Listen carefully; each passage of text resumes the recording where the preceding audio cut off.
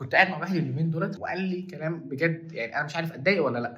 هو كان بيتكلم معايا في فكره ان انت دلوقتي لو مرتبك 1000 جنيه، فانت حرفيا بالكوميونيكيشن سكيلز بتاعتك انت ممكن تخليها 10000 جنيه. خد بالك هو ما بيتكلمش على الشهادات، لا بالعكس، هو بيقول لي نفس الشهادات، نفس الكورسات بتاعتك، نفس كل حاجه. الفرق بس ان انت هنا لسانك حلو، يعني بتعرف تتكلم، بتعرف تعرض نفسك، بتعرف يعني من الاخر كده ايه، بتعرف تبين نفسك.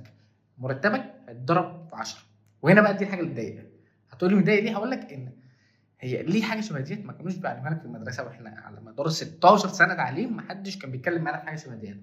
لا احنا طول عمرنا كبرنا على انت هتخلص الكورس دوت عشان تخش على الكورس اللي بعده، خلص الكورس دوت عشان تخش على الكورس اللي بعده عشان تعرف تلاقي شغلانه كويسه. ما حدش كان بيتكلم في حته ان انت تشتغل على اسلوبك، تشتغل على طريقه كلامك، تشتغل على طريقه ان انت تعرف تبين نفسك ازاي. ودي حاجه تضايق، لان انت عقبال ما بتبدا تاخد بالك من الكلام دوت تبص لنفسك انت اصلا الوقت عدى، انت المفروض الحاجات دي تكون عارفها من بدري قوي.